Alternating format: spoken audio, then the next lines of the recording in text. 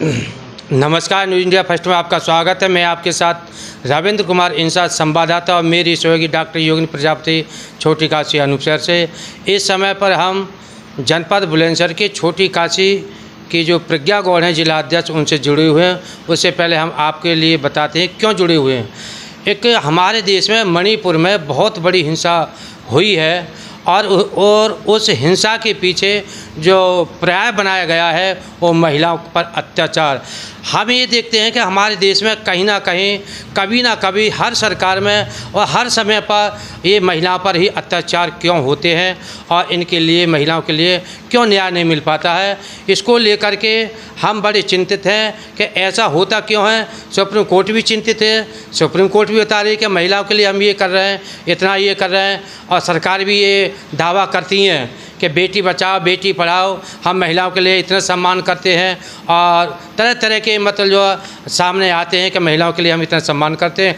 परंतु फिर भी हमारे देश में कोई ना कोई ऐसी घटना अवश्य होती है कि महिलाओं का दिल और अब दुखता है और ऐसा अपमान होता है कि पूरे विश्व हिल जाता है कि हमारे भारत देश में और महिलाओं के लिए अत्याचार ही हो रहा है। तो ये घटना है मणिपुर में 3 मई को कुकी समुदाय ईसाई से है और मैती जो जाति है वो हिंदू धर्म से है और इन दोनों में आपस में झगड़ा होता है 3 मई के लिए। और 3 मई में जब आदेश झगड़ा होता है तो 4 मई को एक ऐसा बड़ा घटना होती है कि गांव में आग लगाई जाती है और लोग जो है मारे भी जाते हैं और उसमें महिलाओं को निर्वस्त्र घुमाया जाता है और जंगल की ओर उनको लेकर के जाते हैं और वो भी पुलिस के साथ, पुलिस के मध्य। और पुलिस देखती रह रही है कि महिलाओं के साथ में अत्याचार हो रहा है और पुलिस इतनी बेबस हो गई कि वो कुछ नहीं कर पाई। तो ये सुरक्षा की हम गारंटी महिलाओं के लिए कैसे दे दें कि पुलिस महिलाओं के लिए सुरक्षा नहीं दे पाई है, तो हम इसके लिए क्या समझें। तो हम आपके लिए बताना चाह रहे हैं और हमारे पास में जुड़ी हुई हैं जिला अध्यक्ष प्रज्ञा गौड़, श्रीमती प्रज्ञा गौड़ जी। तो ये बात करना चाहते हैं कि महिलाओं के लिए ये अत्याचार का रूप क्यों बनता जा रहा है। तो आप सबसे पहले हम ये पूछना चाह रहे हैं कि मणिपुर में जो हिंसा जो हुई है और ये दरिंदों ने और महिलाओं के साथ में इतना अत्याचार किया है, निर्वस्त्र उनको घुमाया गया है और जंगल में ले जा कर के उनके साथ में बदतमीजी की है और गैंगरेप का बता रहे हैं। तो उसके बाद में 4 मई के बाद में 18 मई को उसकी FIR होती है और जुलाई में आकर के उसकी कार्रवाई की जाती है। उसमें ये बताया गया है कि 4 आरोपियों को गिरफ्तार कर लिया गया है। इससे पहले ये एक्शन क्यों नहीं लिया गया, ऐसा क्यों? मेरे सभी देशवासियों को मेरा नमस्कार। ये वो देश है जहाँ हम मिट्टी से बनी हुई देवियों को भी कपड़े पहनाकर उनकी पूजा करते हैं जी। और विडंबना देखिए आज कि शर्म को भी शर्मसार कर देने वाली ऐसी घटना जहाँ मेरी बहनों को निर्वस्त्र घुमाया गया जी। और यदि मैंने इसके बारे में कुछ बोला तो लोग मुझे कमेंट कर रहे हैं कि अरे छत्तीसगढ़ में भी ऐसी घटना हुई थी, अरे राजस्थान में भी ऐसी घटना हुई थी। तो मैं बस ये पूछना चाहती हूँ इस समाज से, मैं बस यह पूछना चाहती हूँ इस समाज से कि हिंसा का बदला आप महिलाओं से क्यों लेते हैं? क्या ये समाज इतना कमज़ोर हो गया है? क्या मानवता मारी गई है या इंसानियत मारी गई है? मणिपुर की घटना पर यदि जो शर्मिंदा नहीं है तो समझिए कि वो इंसान नहीं है, वो हैवान है। क्योंकि घटना ऐसी है कि इंसानियत शर्मसार हो जाएगी और यदि आप दुखी परेशान नहीं है तो ये आग एक दिन आपके घर तक भी आएगी। इस घटना के लिए महिलाओं का जो अत्याचार हो रहा है, कहीं गैंगरेप हो रहे हैं, कहीं मारा जा रहा है।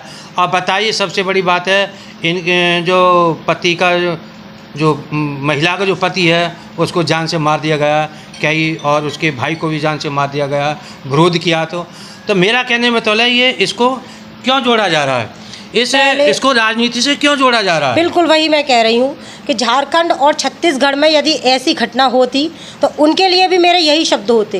पहले आप सभी लोग जो मेरे ऊपर कमेंट कर रहे हैं एक बार जाके देखिए कि वो घटना क्या थी। ये घटना ऐसी घटना है जहाँ पे इंसानियत शर्मसार हो जाएगी और ये घटना देश के किसी भी कोने में होने का मतलब है कि हम अपने देश की संस्कृति को भूल रहे हैं। मानसिकता विकृत होती चली जा रही है, मानसिकता में बीज पड़ रहा है धार्मिक मतभेद का, मानसिकता संकीर्ण होती जा रही है, छोटी होती जा रही है।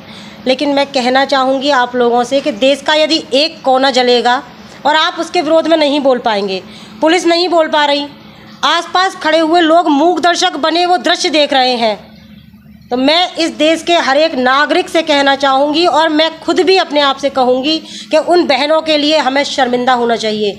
आज जो हम सर उठा के बात कर रहे हैं ना धर्म की, राजनीति की, हमारी इतनी हैसियत नहीं है कि हमारे देश में रहते हुए हमारी बहनों के साथ इतना बुरा व्यवहार हो गया और आप मुझसे बात करते हो पार्टी की, धर्म की, राजनीति की। शर्म आनी चाहिए आप लोगों को। एक बार आंख उठाकर आईने में खुद को देखिए तो सही, आपको पता चलेगा कि आप इंसान हो या हैवान। नहीं, इसमें कहाँ पर गलती मान नहीं है, या तो गलती मान रही हूँ मानसिकता की। नहीं, हम संस्कृति भूलते जा रहे हैं, सदाचार भूलते जा रहे हैं, हमारे दिमाग में बीज पड़ रहा है बस धार्मिक मतभेद का, हमारे दिमाग में बीज पड़ रहा है भौगोलिक मतभेद का। बांटते चले जा रहे हैं हम छोटे छोटे टुकड़ों में, छोटी छोटी सोच में, छोटे छोटे धर्म और जातियों में। हम भूल चुके हैं कि हम सबसे पहले इंसान भी हैं और इंसानियत को शर्मसार करने के लिए महिलाएं ही को, आपकी हिंसा, आपकी लड़ाई में आप महिलाओं को क्यों बीच में लाते हो? आपकी पार्टियों की, राजनीतियों की बात महिलाओं से ही क्यों शुरू होती है? और दूसरा, मुझे शर्मिंदगी है उन महिलाओं पर जो जानती सब हैं, समझती सब हैं, लेकिन वो बोल नहीं पा रही हैं क्योंकि वो एक पार्टी से बंधी हुई हैं। तो ज़रा वो भी शर्मिंदा हो जाएं और देखें कि पहले महिला एक महिला है। आप भी हैं, आपकी बेटियां भी हैं, आपकी बहनें भी हैं। यदि ये घटना आपके घर तक पहुंची, आपके गली मोहल्ले तक पहुंची, तो क्या ऐसे मूक दर्शक बने देखते रहोगे आप लोग? क्यों? क्योंकि आप किसी दूसरी पार्टी से हो। मैं सबसे पहले इंसान हूँ और इंसानियत के लिए बोलूँगी। ये घटना देश के किसी भी कोने में होती, मेरे शब्द यही होते जो आज हैं। मैं एक औरत हूँ, एक माँ हूँ, तो सबसे पहले भगवान ने मुझे औरत बनाया है, स्त्री का रूप दिया है, तो सबसे पहले मैं उसके लिए खड़ी हूँ। देखिए मैडम, एक अभी कुछ समय पहले उसमें दिल्ली में एक केस हुआ, हाँ, उस पर भी बोले थे हम लोग, उस पर भी आपने पूछा था, उस पर भी हम बोले थे। महिलाओं पर ऐसा अत्याचार हो रहा, ये जो समाज है अत्याचार को सहन कैसे कर रहा है? और ये जो समाज है ये देखता रहता है कि बहन या बेटी पर अत्याचार हो रहा है, कोई हिम्मत बढ़ा करके ये नहीं कह पा रहा है कि जो है हम अत्याचार को रोकें तो रुक सकता है। देखिए सर, आज हालात देश के ये हैं, यदि एक बंदा जाए वो कहेगा कि सर रोजगार चाहिए, नहीं आप हिंदू हैं। सर वो दोबारा जाएगा, सर अब तो रोजगार चाहिए, पेट में भूख बहुत है, बच्चे भूखे हैं, नहीं आप हिंदू हैं, आप राष्ट्र के लिए लड़िए, खाने के लिए नहीं, महंगाई के लिए नहीं। दूसरा जाएगा, सर महंगाई बहुत बढ़ रही है, अरे तू तो मुसलमान है, यही बोलेगा। अरे तू तो ईसाई है, यही बोलेगा। ये मानसिकता देश की बट रही है। सबसे पहले लड़ाई होगी हिंदू पर, मुसलमान पर। महिला कौन सी है भाई? ये हिंदू तो नहीं है ना, जाने तो क्यों बोले हम। वो ये नहीं देख रहा कि ये महिला है, कल को ये मेरी महिला के साथ भी हो सकता है, कल को ये मेरी बेटी के साथ भी हो सकता है, बट वो ये देख रहा है कि इसका धर्म कौन सा है, कौन सी पार्टी से बिलोंग करती है। ये बन गई है देश की मानसिकता। ये हो रहा है कि पब्लिक बोल नहीं पा रही है, ये हो रहा है कि पुलिस बोल नहीं पा रही है। वरना मुझे नहीं लगता कि बड़ी भीड़ में किसी की इतनी हिम्मत होती कि वो उन दोनों महिलाओं के साथ इतनी बर्बरता कर पाते, इतनी हैवानियत कर पाते। तो उन पार्टी वालों से भी मैं पूछती हूँ जो पार्टी के रक्षक मत भ्रम में अंधे हो रहे हैं, मैं उनसे भी पूछती हूँ, यदि उनकी गली में, उनके घर में ऐसा हो रहा होता तो क्या करते वो लोग? नहीं, मैं आपसे पूछ रहा हूँ, 4 मई की तो ये घटना हुई, हाँ, और 4 मई के बाद में जून का महीना निकल गया, जुलाई में आकर के गवर्नमेंट ने एक्शन लिया है। अच्छा, इस पर आप क्या सोच रहे हैं? इस पे और मज़ेदार सुनिए आप जी। 4 मई को ये वो समय है जब कर्नाटक में इलेक्शन चल रहे थे जी, और हमारी प्रेजेंट गवर्नमेंट, हमारे आदरणीय प्रधानमंत्री जी बजरंगबली के नारे लगा रहे थे। कर्नाटक में इलेक्शन जीतने के लिए बजरंगबली हो रही थी। जहां वो भगवान के नारे वहां लगा रहे हैं, धार्मिक अंधा लोगों को बना रहे हैं, तो क्या एक नज़र उनको मणिपुर को नहीं देखना था? नहीं देखा झांक कर? क्यों नहीं देखा? उसका रीजन भी इसमें कहीं ना कहीं छुपा हुआ है, धार्मिक मतभेद में ही।